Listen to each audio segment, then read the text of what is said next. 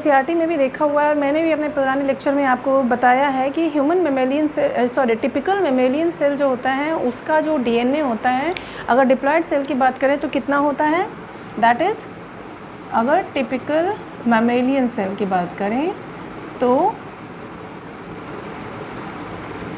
जो कि डिप्लॉयड है 2n है, तो इसका डीएनए कितना होगा 6.6 इंटू 10⁻9 बेस पेयर्स। ठीक है, और हमको ये भी पता है कि द डिस्टेंस बिटवीन 2 न्यूक्लियोटाइड कितना है, डिस्टेंस ऑफ 2 न्यूक्लियोटाइड कितना है, दैट इज़ 0.34 नैनोमीटर। ठीक, इंटू 10⁻⁻9। अब क्या है कि अगर हमको द लेंथ ऑफ अगर डीएनए निकालना है तो हम क्या करेंगे, लेंथ ऑफ डीएनए के निकालने के लिए हम बेस पेयर्स इनटू डिस्टेंस का क्या करेंगे, मल्टीप्लिकेशन कर देंगे। तो क्या आएगा आंसर, आंसर आएगा 2.2 मीटर, 2.2 मीटर। ठीक है, नाउ द क्वेश्चन अराइज कि इतना बड़ा डीएनए इतनी छोटे से इनविजिबल न्यूक्लियस में कैसे कॉम्पैक्ट होता है, कैसे अरेंज होता है। तो to solve this query I have made this lecture for this topic only, and मैंने इसके ऊपर एक छोटा सा शॉर्ट्स भी बनाया है, आप उसको जाके वहाँ देख सकते हैं। लेकिन यहाँ मैं एक इंटरेस्टिंग बात आपको और बताने वाली हूँ कि फ्रेंड्स, जो हमारा एक डिप्लॉयड सेल का जो डीएनए की लेंथ होती है वो इतनी होती है, कितनी होती है, 2.2 मीटर होती है। अब अगर हम पूरे ह्यूमन बॉडी के सारे सेल्स को काउंट कर लें, जो कि कितना होता है, ऑलमोस्ट 50 ट्रिलियन होता है, 50 ट्रिलियन सेल्स। और अगर 50 ट्रिलियन सेल्स का हम 2.2 मीटर से अगर हम मल्टीप्लाई कर दें तो ऑलमोस्ट आपका 15 ट्रिलियन सेल्स, ठीक है, मल्टीप्लाई कर दें तो इनफाइनाइट काउंट नहीं किया जा सकता, इतना ज़बरदस्त लेंथ ऑफ डीएनए निकल के आएगी।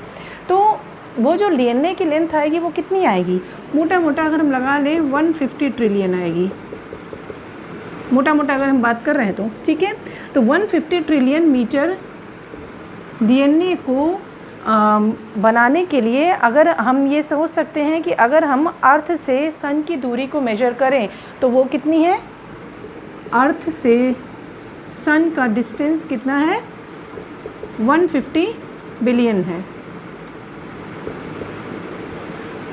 तो क्या ये पॉसिबल नहीं है कि सारे डीएनए को अगर जोड़ दिया जाए तो हम 300 टाइम्स सन से अर्थ पे की दूरी को विज़िट कर सकते हैं, 300 टाइम्स। अगर डीएनए की लेंथ पूरे ह्यूमन बॉडी के सारे सेल्स की अगर डीएनए की लेंथ को मिला दिया जाए तो वो इतनी बड़ी होगी कि हम उस लेंथ को नापने में हम सूर्य से पृथ्वी तक की दूरी को 300 टाइम्स में मेजर। चलिए, तो अब हमारे अपने मेन टॉपिक की तरफ मूव करते हैं। तो हमारा मेन टॉपिक क्या आ रहा है कि हमको इतने बड़े डीएनए को कैसे पैक करना है।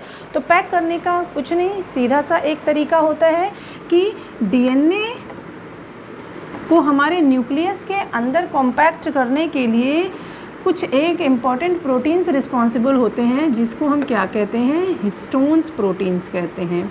क्या कहते हैं फ्रेंड्स, हिस्टोन्स प्रोटीन्स। ये हिस्टोन्स प्रोटीन क्या होते हैं, ये अगर हम इसको यहाँ समझें, अ फैमिली ऑफ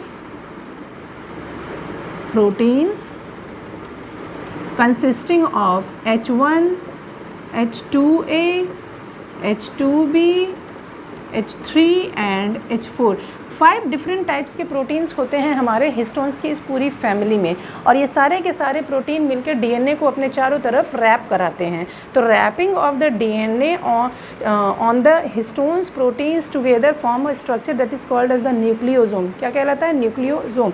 कैसे, वो हम ऐसे समझ सकते हैं कि मान लीजिए ये हमारा डीएनए है, ये हमारा न्यूक्लियोसोम है, और इस न्यूक्लियोसोम के चारों तरफ डीएनए इस तरीके से रैप करेगा। ठीक, एक न्यूक्लियोसोम ये हो गया, दूसरा हमारा न्यूक्लियोसोम ये हो गया, अब इसको हमारा ये डीएनए ऐसे लिंक कर दिया। तीसरा न्यूक्लियोसोम अगर हम देखें तो ऐसे ये हो गया। ठीक, तो अब क्या देख पा रहे हैं आप कि जो डीएनए इतना लंबा था वो हिस्टोन्स प्रोटीन्स के चारों तरफ वो चक्कर लगा रहा है, 2-2 राउंड चक्कर लगा रहा है, ठीक है। तो ये जो डीएनए एक न्यूक्लियोसोम के ऊपर जो टर्न लगा रहा है वो कितना होता है, 1.7 turns of DNA around a single nucleosome, जो कि मोटा मोटा कितना बेस पेयर्स ऑफ डीएनए होता है, 146 बेस। यहाँ मैं आपको ये बताऊंगी फ्रेंड्स कि यहाँ पे ये जो आपने देखा कि ये 5 टाइप के जो प्रोटीन्स हैं, ये प्रोटीन्स आपके जिनको हमने क्या कहा था, हिस्टोन्स प्रोटीन्स बोला था। ये हिस्टोन्स प्रोटीन्स आपके बेसिकली क्या होते हैं, बेसिक प्रोटीन्स होते हैं। Basic proteins, they are actually made up of arginine and lysine. तो ये बेसिक प्रोटीन्स आपके आर्जिनिन और लाइसिन के बने होते हैं। लेकिन एनसीईआरटी में दिया हुआ है फ्रेंड्स 200 बेस पेयर्स का डीएनए जो होता है वो एक न्यूक्लियोसोम के ऊपर पूरा का पूरा रैप करता है। तो 200 हुआ कहाँ से, क्योंकि सिर्फ अगर हम हिस्टोन्स के ऑक्टेमर की बात करें, जो कि अभी मैं नेक्स्ट बताने जा रही हूँ, हिस्टोन्स कि जो ये 5 डिफरेंट प्रोटीन्स हैं ये अलग तरीके से बनाते हैं स्ट्रक्चर को पूरा। तो अगर हम, अच्छा चलिए पहले मैं आपको समझा देती हूँ, ठीक है। देखिए ये आपका हिस्टोन्स का यूनिट बनता है। हिस्टोन्स एक्चुअली ऑक्टेमर का यूनिट बनाता है। ऑक्टेमर कैसे, ये हो गया आपका कुछ इस तरीके से, ठीक।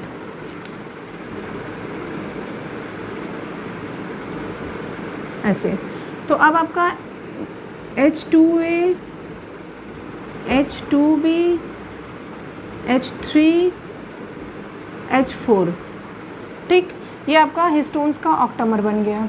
अब इसी ऑक्टेमर के ऊपर डीएनए रैप हो रहा है। तो डीएनए जो टर्न करता है, जो टर्निंग होती है डीएनए की, वो 1.7 टर्न होता है, ठीक है। इसका मतलब क्या है कि इस पूरे ऑक्टेमर के ऊपर डीएनए का सिर्फ 146 बेस पेयर से ही टर्न लगाता है। बाकी कहाँ चले गए फ्रेंड्स, बाकी कहाँ चले गए? उसका सीधा सा आंसर है कि यहाँ पे जैसे आप इस पिक्चर में देख सकते हैं कि यहाँ मान लीजिए 146 बेस पेयर्स है, ठीक। लेकिन आप देख सकते हैं कि यहाँ पे आपका जैसे ही ऑक्टेमर के बाहर आते हैं वहाँ H1 प्रोटीन भी होता है इस तरीके से। इस H1 प्रोटीन पे भी 20 बेस पेयर्स होते हैं। आ रही बात समझ में फ्रेंड्स, H1 प्रोटीन पे भी 20 बेस पेयर्स होते हैं, ठीक। बाकी बचे हुए जो बेस पेयर्स होते हैं वो आपके इस लिंकर डीएनए, यानी ये जो डीएनए होता है ये यहाँ पे होते हैं। तो क्या हुआ, 146 on each turn on the nucleosome, 20 on H1, rest left base pairs between two nucleosomes. तो न्यूक्लियोसोम्स के बीच में जो डीएनए का पार्ट होता है उसको हम लिंकर डीएनए भी कहते हैं। इसको हम क्या कहते हैं फ्रेंड्स, लिंकर डीएनए, ठीक। तो पूरा अगर हम यहाँ से यहाँ तक काउंट करें, यहाँ से यहाँ तक काउंट करें तो 200 बेस पेयर्स होता है। एक्चुअली में एनसीईआरटी में सिर्फ एक लाइन दे के छोड़ दिया गया है, लेकिन हर एक लाइन का एनसीईआरटी में अपने आप में एक मतलब होता है। इसीलिए कहा जाता है एनसीईआरटी को बहुत अच्छे से कंठस्थ गीता की तरह पढ़ना है। हमें हर एक शब्द का एक सार निकालना है, हर एक वर्ड का, हर एक स्टेटमेंट का एक मतलब होता है। तो आ रही बात समझ में, आई होप कि अब आपको पॉइंट क्लियर हो गया 200 बेस पेयर्स का मतलब क्या हुआ। तो बीट्स ऑन स्ट्रिंग का स्ट्रक्चर जो तैयार होता है उसमें एक न्यूक्लियोसोम प्लस लिंकर डीएनए को टोटल कंसिडर करें तो 200 बेस पेयर्स हो गया। आइए अब बेसिकली क्या है फ्रेंड्स कि ये जो न्यूक्लियोसोम्स होता है, ये न्यूक्लियोसोम्स आपका डीएनए प्लस ऑक्टेमर मिलके बनाता है। डीएनए प्लस ऑक्टेमर मिलके बनाता है, ओके। अब जब हम बात करें कि DNA plus octamer plus H1 protein, तो वो क्या कहलाता है, क्रोमैटोसोम। तो न्यूक्लियोसोम और क्रोमेटोसोम में फ़र्क समझ में आ गया क्या होता है फ्रेंड्स? न्यूक्लियोसोम क्या होता है? सिर्फ ऑक्टेमर और डीएनए का बना हुआ यूनिट होता है, लेकिन उसमें H1 एक्सक्लूडेड होता है। जब H1 भी जुड़ जाता है तो वो क्या कहलाता है? क्रोमेटोसोम कहलाता है। अब ये क्या हो गया फ्रेंड्स कि इस तरीके से फर्दर आपका डीएनए जो हो गया वो कॉइल कर लिया, ठीक है। अब अगर कॉइलिंग हो गई तो आगे देखिए क्या होता है। आगे जब इस तरीके से बीट्स ऑन स्ट्रिंग पैटर्न तैयार हो जाता है तो ये फिर फर्दर कॉइलिंग करता है, जिसको हम सुपर कॉइलिंग कह सकते हैं। तो अब ये सुपर कॉइलिंग करने के लिए ये कुछ इस तरीके से ऐसे आपका राउंड लगाता है, ठीक है।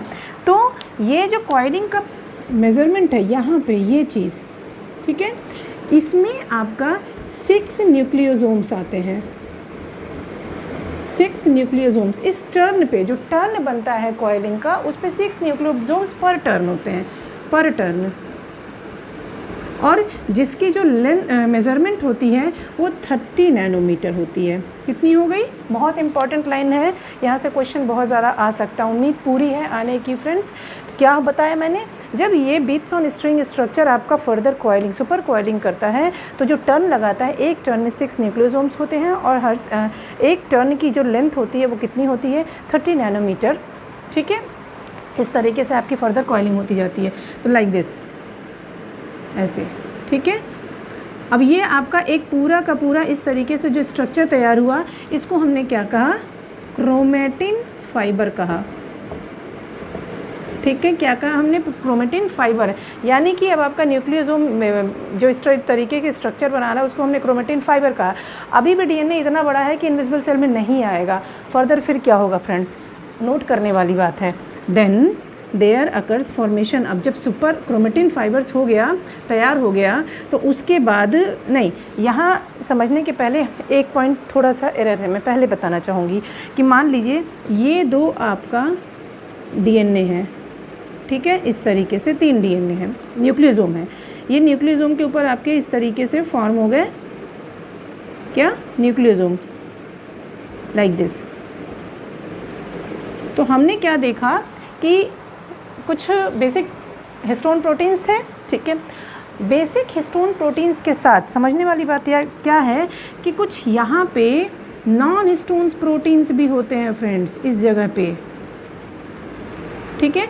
तो ये नॉन हिस्टोन्स प्रोटीन्स आपके क्या करते हैं? फर्दर हिस्टोन्स न्यूक्लियोसोम्स को फर्दर और ज़्यादा कॉम्पैक्ट करते हैं और जोड़ते हैं। तो लिंकर डीएनए के अंदर मौजूद होते हैं। क्वेश्चन इस यहाँ से पूरी उम्मीद है क्वेश्चन आने की कि लिंकर डीएनए वाले रीजन पे आपके नॉन हिस्टोन्स प्रोटीन्स पाए जाते हैं जो फर्दर और उसको कॉम्पैक्ट करेंगे और उसके बाद ये कुछ इस तरीके का स्ट्रक्चर बनाते हैं, ठीक है।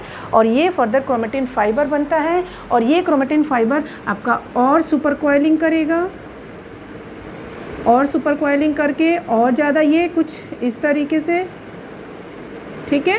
और जब ये पूरा स्ट्रक्चर तैयार हो जाएगा तो समथिंग लाइक इस तरीके से आपका क्रोमोसोम जैसा अपीयरेंस आ जाएगा,